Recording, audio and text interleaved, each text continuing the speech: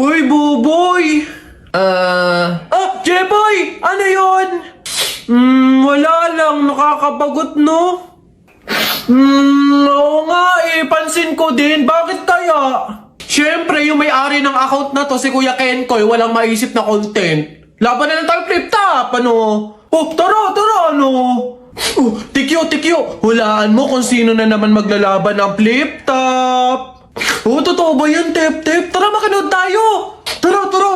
Sige, ako unang banat ha. Short mo, dilaw. Brief mo, dilaw. Tignan mo ang lola mo. Pante ay lawlan. Yun o yun o eto. Pas ka ng pas. Wala ka namang sopa. Wala.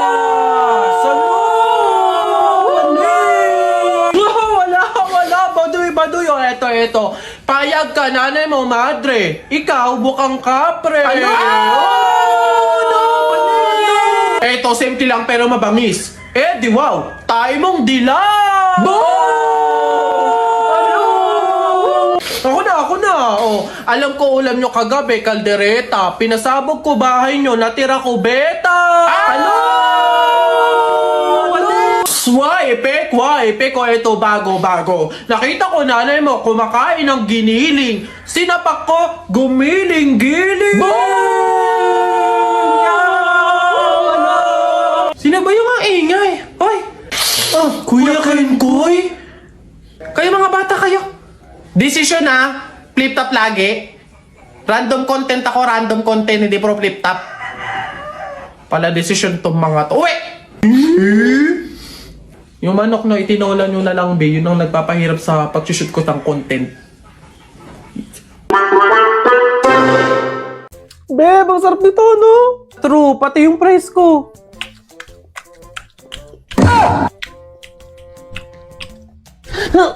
Aray! Ba't mo ako sinampal? Ingay mo ngumuya para kang kambing. Pet peeve ko yan. Sure ka ba dadating pa si Gemma? 1 hour na talaga tayo naghihintay dito. Parating na yun, hintayin pa natin. Hoy! Ano? Itigil mo nga yung legs mo para ka natatain na naiihi na inaatake na hindi mo maintindihan. Pet peeve ko din yan eh. Tapos ano pa sinabi sa'yo? Magkita daw kami sa Talipapa ng 4 p.m. Feeling ko closure yun, pero hindi ako papahalata. Teka nga, hindi ako makapokus sa story mo. Sa tigyawat mo ko nakapokus. Ay sorry hindi ko kayang desisyonan yung mga pimple na to. Dahil kaya mo mag Dr. Leo Acne Drying Lotion ka kasi 24 hours lang liliit magda-dry out at hindi nakapansin-pansin yung mga pimples mo. Hindi lang yan, makakatulong din to para sa mga future breakouts mo. Ito pa. It also works on stubborn acne marks to improve skin quality. Totoo pala talaga. Eto hindi na to character ha. Kapag may mga pimples talaga ako, eto talaga yung ginagamit ko kasi napakabilis lang makapagpatuyo ng mga tigyawat dahilan para gumaling at mawala. Isama na din yung mga acne marks, yung mga dark spots. Tanggal talaga lahat yan, dahil promise, maglalagay ako nito sa mga tigyawat ko sa gabi, tas kinabukasan, dry na siya, yung hindi na siya masakit hawakan. Then ayun, tuloy-tuloy na siyang mawawala. Siya, babalik na ako sa character ha. Beshi! Okay na, wala na yung mga pimples ko! Pero teka, naiinis pa din ako sa'yo. Baka buong pagkatao mo na yung pet peeve ko. Baka na nga.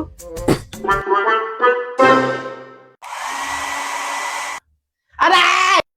Howdy mga human being! Tara, samahan nyo ako mag-ready papuntang school! Sa skincare, naglalagay muna ako ng toner para fresh lang. Next is yung serum. Kapag kinis ni crush, malambot siya.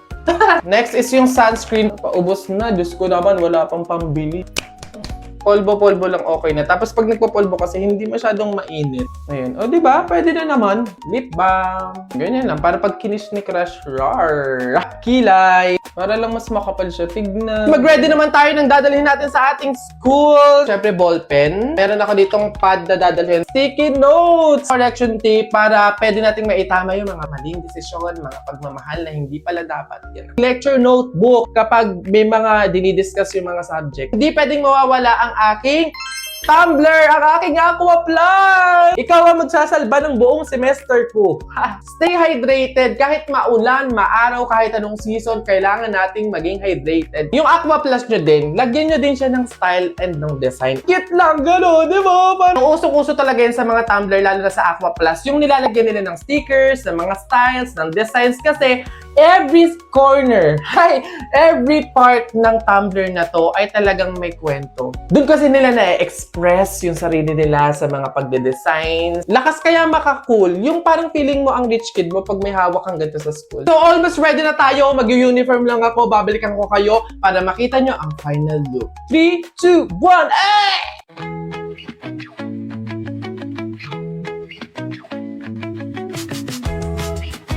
Stay cool, stay in school, and don't forget your Aqua Plus. Oy, te! Sabi nga pala ni boss, gawa ka daw ng list ng mga office supplies, equipment para daw at least organize tsaka monitor. Ito na. Ay, tapos sa agad. Ayos ha. Teka, may goal ka ba? Employee of the month, ganon? Teka, hindi ka pa umuwi simula kahapon? Oo, te. Nag-overtime ako. Sayang kasi pandagdag sa baon ng kapatid ko. May, yung totoo. Oo na, pang milk tea ko yung iba doon. Deserve dahil laging OT. Kayod na kayo, breadwinner. Ma'am, pacheck lang po ng bag. I go. Karina! Kailan ka pa nag-security guard? Hiring tayo, diba? Wala pa namang nahahanap, so ako muna. Sayang sahod, pang bayad din ng bills. Yung totoo. Pampabrace yung iba doon. Happy? Karina! Bakit ka naglilinis? Ay, janitor. Balak mo ba applyan lahat ng posisyon dito? Gaya nga ng sinasabi ko, sayang yung sasahurin, di ba? May trabaho nga, may sahod, paano yung health at yung safety mo? Sa kakakayod mo, what if nagkasakit ka tapos na-confine ka? Tapos sa kakauwi mo ng late dahil sa overtime may nangyari pa sa'yo sa labas. Tingin mo safe ka? Di sayang lang din yung OT mo na pagastos ka pa. Oo naman, kasi may libreng health insurance sa GCash. Accidents, emergencies, protektado ka. Free insurance? May ganun na? Paano yun ma-access? Tayo, madali lang talaga mag-load sa GCash, tapos may free insurance ka pa. Pumili ka lang ng load promo for your own number. Tapos upon checkout, itik mo yung Get Free Health Insurance. That's it! You have successfully claimed your free insurance via buy load sa GCash. Tayo, alam mo ba yung maganda dito? Makaka-access ka up to 2,500 pesos na assistance kapag na-confine ka sa ospital. Hindi lang yon. 30,000 pesos coverage kapag na-aksidente ka at 10,000 pesos coverage for disablement. Di ba? Kaya pala sa GCash. Kaya pala kayod ka ng kayod. Di mo na kailangan kabahan kasi safe ka na. Kayang-kaya mo na paghandaan kahit ano pang emergency dahil sa libreng insurance when you buy load on GCash. Oo, te. Ay, racket ko din pala yung cash in, cash out sa GCash. Pwede saan pag kailangan mo, Wow, ang sarap naman ng pizza tsaka ng carbonara. Hala, oo nga. Order tayo, KKB. Anong KKB? Siyempre, ililibre mo ako. O tanda mo ng mga panahon na wala kang baon sa school, nililibre kita sa kantin, di ba? Dahil sa akin, nabusog ka, hindi ka nagbukang kawawa, so dapat lang na ililibre mo ako ngayon. Ganun ba? Sige, ako na bahala. Sagot ko na to. Hello, Beb? Uy, Beb, kamusta? Napatawag ka? Hihiram sana ako sa'yo ngayon ng 5K.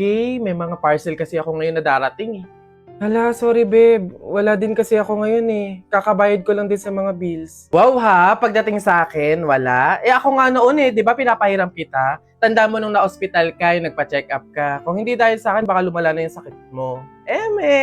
May last money pa naman ako dito. Sige, pahiram ko na lang muna sa'yo. Ayan, ganyan dapat. Grabe, ang ganda ng movie, no? Oo nga Thank you sa pag-invite mo sa akin sa bahay niyo para mag-sleepover, Oo naman, ikaw pa ba? Favor lang sana, pwedeng ikaw na magligpit ng pinagkainan natin ngayon. Tapos, palaban na din sana bukas ng bedsheet tsaka nung pillowcase na ginamit natin ngayon. Pero, ikaw ang nag-invite sa akin dito. Bisita mo ko. Bakit ako?